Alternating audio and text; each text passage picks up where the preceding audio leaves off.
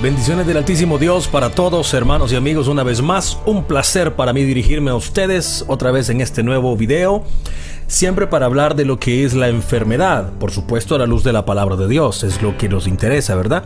Uno puede decir muchas cosas de ellas podrían ser interesantes, podrían ser opiniones personales, filosofías, y eso está bien, pero nada es más poderoso como cuando decimos la Biblia dice, la Escritura dice. Eso es otra cosa, es punto y aparte. Así es que estamos hablando de la enfermedad a la luz de la Escritura, por supuesto, y quiero hablarles en este video acerca de para qué viene la enfermedad. Hemos hablado en videos anteriores de por qué viene la enfermedad, razones por las que viene, pero ahora vamos a hablar motivos para los que viene, o sea, los propósitos de Dios para mandarnos una enfermedad. Porque déjenme decirle algo, Dios es un Dios de propósitos. El salmista David dijo: Jehová cumplirá su propósito en mí. El salmista David dijo en el Salmo 139: mi embrión vi en tus ojos y en tu libro estaban escritas todas aquellas cosas que fueron luego ciertas sin faltar ni una de ellas. Es decir, todo está escrito. No es que a Dios se le escapó, no es que a Dios se le chispoteó, no es que Dios tenía por ahí 3, 4 enfermedades que le sobraban y dijo: ¿a quién se las mando? ¿A quién se las mando? A este se las mando y se la mandó a usted, o me la mandó a mí. No funciona así, no es así. Dios tiene un propósito. Escúcheme, entendamos eso como base de todas las cosas. Dios tiene un propósito cuando envía o permite una enfermedad en nuestras vidas. Partiendo de esa realidad y de esa verdad, vamos a ver tres principales propósitos por los cuales o razones por las cuales Dios envía una enfermedad a nuestra vida. Primero, para probar nuestra fe, nuestra lealtad hacia Él, para probar a sí mismo de que nosotros somos fieles, para probarle al enemigo de que nosotros somos fieles y para que nosotros mismos consideremos y fortalezcamos nuestra fe. El ejemplo, una vez más, como en el video anterior, es Job. La Escritura nos enseña que Job padeció una enfermedad terrible. El pobre hombre no se hallaba bien ni sentado, ni parado, ni acostado. El pobre hombre sufrió, y no sufrió un día, sufrió mucho tiempo. No sé exactamente cuánto tiempo sufrió, pero sufrió mucho. Y el pobre Job estaba de alguna manera agobiado por esa enfermedad, pero aún así no maldijo a Dios. Mire qué interesante. Al final de todo, la Escritura dice que Job dijo: aunque él me mate. Son palabras mayores, palabras que reflejan una fe ¿cómo se dice? Inamovible, una fe fuerte, férrea. Dice: aunque él me mate, con todo en él esperaré. ¿Qué está diciendo? En efecto está diciendo: si me sana, gloria a Dios, y si no me sana, todavía él es mi Dios y todavía le voy a adorar. Pasó la prueba. Dice la Biblia que Dios le multiplicó al doble todo lo que tenía al principio a Job, porque Job ciertamente había pasado la prueba. Déjeme decirle algo. Cuando Dios envía una enfermedad a nuestra vida, a su vida, a mi vida, con el propósito de probar nuestra fe, recuérdese que la prueba de nuestra fe produce paciencia y nos lleva a la perfección. Eso lo dice Santiago, el capítulo 1, versículo 3. A ver si lo leemos aquí, 3 y 4. Sabiendo que la prueba de nuestra fe produce paciencia, mas tenga la paciencia su obra completa, para que seáis perfectos y cabales, sin que os falte alguna cosa. Es decir, la prueba de nuestra fe tiene el propósito de irnos haciendo cada vez más perfectos, haciéndonos cada vez mejores. Y cuando viene la enfermedad para probar nuestra fe, óigame, no habrá campaña de sanidad y milagros en la cual usted reciba sanidad. Aunque vengan 500 ungidos y le pongan 2 toneladas de aceite en la cabeza, usted no va a recibir sanidad. ¿Por qué? Porque el propósito de Dios para usted con esa enfermedad es que su fe se fortalezca, que usted tenga una fe férrea, que usted sea perfeccionado, usted sea moldeado, que su confianza en el Señor crezca más. Y mientras eso no suceda, usted no recibe sanidad, así asista a 20,000 campañas de sanidad y milagros. Eso es algo muy importante para entender. Eso podría ser la razón por la cual algunos nos pasamos de culto de milagros en culto de milagros y no recibimos nada. Porque a veces hacemos ayunos, oraciones, vigilias y todo eso está perfecto, magnífico. Pero a veces lo que no hacemos es examinar nuestro corazón para ver qué quiere Dios que cambiemos. ¿Sabe que a veces nosotros nos ponemos a ayunar?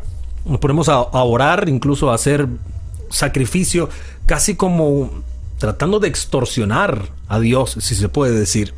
Estamos enfermos y decimos: Señor, te voy a hacer 3 días de ayuno. Como quien dice: me tienes que sanar porque ya pagué el precio. No, señores. No, hermanos y amigos, no es así la cosa. Debemos entender los propósitos de Dios a la luz de la Escritura, y cuando Dios tiene un propósito con una enfermedad, usted no va a sanar hasta que ese propósito sea cumplido. Por eso, a veces, más que orar, ayunar, vigilar y hacer todas esas cosas que, repito, están perfectas, pero a veces para sanar, más que todo eso, nos viene mejor hacernos un examen de corazón. Decir: Señor, ¿qué es lo que quieres que mejore, que perfeccione? ¿Qué cosa estás tratando de mejorar dentro de mí? ¿Será que tengo pensamientos malos, sentimientos encontrados? ¿Será que de repente me puedo descarriar por allí alguna cosa? ¿Qué es lo que quieres? ¿Cómo quieres perfeccionarme? Y yo le digo, si Dios tiene un propósito para su enfermedad, usted, al cumplir el propósito de Dios, va a ser sano. Mientras no sea cumplido, usted, así lo unjan 50,000 ungidos, así vaya a 20,000 campañas, usted no va a sanar porque usted no ha cumplido, no ha pasado el examen, no ha pasado el examen. Necesitamos pasar el examen, necesitamos aprobar el examen que Dios nos está haciendo, el examen de confianza, el examen de fe. Y si hacemos eso, seguramente Dios nos va a dar la victoria sobre la enfermedad, como lo hizo con Job, que es el ejemplo más claro que hemos estado usando en estos días, en estos videos. Hay otra razón por la cual vienen las enfermedades, mejor dicho, para la cual vienen las enfermedades, y es para revelar el poder y la gloria de Dios. Es posible, a la luz de la Escritura, es posible de que alguien esté padeciendo una enfermedad simplemente para que Dios sea glorificado. Y eso no es una cosa, digamos, cruel. O sea, no es lo tengo ahí sufriendo porque un día quiero glorificarme en él. No es ese sentimiento el del Señor. Ahora le explico. Hay ejemplos en la Escritura de esto. Bueno, Lázaro, en Juan 11 podemos ver que Jesucristo a propósito, cuando supo que Lázaro estaba enfermo, a propósito se retuvo, y claramente lo dice en la Escritura. Usted lo puede leer del versículo 1 al 4 en el capítulo 11 de Juan. Dice que se detuvo para que Dios sea glorificado en la muerte de Lázaro, que obviamente después resucitó. También el llamado solamente como un ciego de nacimiento, registrado en Juan el capítulo 9, versículos del 1 al 3. Incluso los discípulos le dijeron: ¿y este señor por qué está así? ¿Sus padres pecaron o él pecaron? Jesús le dijo: ni él ni sus padres. Este hombre está así para que Dios sea glorificado en él. Entonces sí es posible que alguien tenga una enfermedad con el propósito de que Dios sea glorificado. Ahora, le repito, no es solamente por crueldad en ningún momento. Le voy a explicar. La Escritura nos enseña a nosotros de que Jesucristo mismo lo dijo, de que es posible de que hayan personas que lleguen al conocimiento del Evangelio, al conocimiento del verdadero, del Señor Jesús, a través de un milagro. Incluso yo alguna vez escuché en algún púlpito, por allí, algún mensaje, que decía que la gente no debe creer por las obras. Pero eso no es del todo cierto. Eso no es necesariamente así. Vaya conmigo al libro de Juan, el capítulo, vamos a ver, el capítulo 10, versículo 37 y 38. Palabras de Jesús. Dice: si no hago las obras de mi Padre, no me creáis. Mas si las hago, aunque no me creáis a mí, creed a las obras, para que conozcáis que el Padre está en mí y yo en el Padre. Es decir, los milagros, las sanaciones, los portentos, los prodigios que Dios hace, el milagro que Dios está esperando hacer en ti, en esa enfermedad que tú podrías tener, puede ser que sirva para que alguien conozca a Jesucristo. No solamente por deporte de tenerte así o por ganas de tener. No, eso que te va a pasar a ti, ese milagro que te va a pasar a ti, va a traer a alguien al conocimiento del verdadero. Tienes que estar dispuesto a testificarlo. Tienes que estar dispuesto a decir, yo estuve enfermo de eso. Yo padecí tal cosa. Y dar un testimonio vivo y de poder de que Dios es poderoso todavía al día de hoy. Y Dios se va a glorificar. En esa enfermedad Dios se va a glorificar. Definitivamente va a ser para la gloria de Dios. Hay otra razón, digámoslo así, para la cual viene alguna enfermedad a veces a nuestra vida. Y es para mantenernos humildes. Eso sí está duro ese trago. Mantenernos humildes. Hay ejemplos bíblicos también. David en el Salmo 119, versículo 67 lo expresa de esa manera. Que hay una razón, pero quizás el ejemplo más famoso, sí, el ejemplo más conocido es la palabra correcta, es el ejemplo de Pablo. Pablo dice en 2 de Corintios, el capítulo 12, nos enseña y dice, yo, lo digo en mis palabras, yo he recibido una multitud de revelaciones, yo he visto cosas que nadie ha visto, yo he ascendido hasta el tercer cielo, he sido arrebatado de mi propio cuerpo. Es decir, Pablo había tenido unas visiones, unas revelaciones, unas profecías y unos encuentros con el Señor impresionantes. Y el mismo Pablo reconoce y dice, y a causa de mis muchas revelaciones se me ha puesto un aguijón en mi carne. Muchos eruditos creen que ese aguijón era precisamente una enfermedad. Y algunos piensan que era algo que tenía en los ojos el apóstol Pablo. Yo no lo sé, solo menciono, pero podía haber sido una enfermedad, y esa enfermedad fue puesta ahí para que Pablo no se le creciera la cabeza. ¿Me entiende? Dios le dio a Pablo oportunidad de tener experiencias únicas. Mire, yo nunca he visto un ángel, pero conozco gente que dicen haber visto un ángel, y cómo se llenan la boca diciendo, mire, yo vi un ángel y era blanco que resplandecía, y está bien, es probable, no digo que no, está bien, pero imagínense si estas personas se sienten tan felices de haber visto un ángel, imagínense cómo se sentiría Pablo con las revelaciones que él tuvo. Es decir, él fue arrebatado hasta el tercer cielo. Él vio cosas impresionantes que no existen palabras en ningún idioma para describirlas. Ahora imagínense cómo se crecía de la cabeza Pablo, naturalmente se hacía grandote. Entonces el mismo Pablo reconoce y dice, por esa razón Dios me ha puesto un aguijoncito. Por esa razón, para mantenerme humilde, Dios me pincha el globo para que no se me comience a hacer más grande. Por eso digo, es probable, y solo digo, es probable, de que alguno de nosotros pudiera tener una enfermedad para mantenernos humildes. Es probable también. Muy bien. Para terminar este video, quiero decirles algunas cosas importantes sobre las enfermedades y sobre la sanación, particularmente. Primero, ser sano no es sinónimo de ser salvo. Miren la historia de Lucas. Hay varias historias que confirman esto, pero le menciono una por cuestión de tiempo. Lucas, el capítulo 17, 10 leprosos. Jesús los sana a los 10, los manda a chequearse. Cuando ya se ven sanos, solo uno regresa. Todos conocemos la historia. Uno regresa, y cuando regresa, Jesucristo le dice, tu fe te ha salvado. Los 10 fueron sanos, pero solo uno fue salvo. Y no es lo mismo. No es lo mismo ser salvo que ser sano. No es lo mismo. Y si me dan a elegir, es mejor ser salvo que ser sano. Claro, el propósito de Dios es que seamos salvos y sanos, pero es más importante la salvación que la sanidad. Escúcheme bien, la sanidad jamás, J-A-M-A-S, jamás será el centro del evangelio. El centro del evangelio es la salvación de nuestras almas.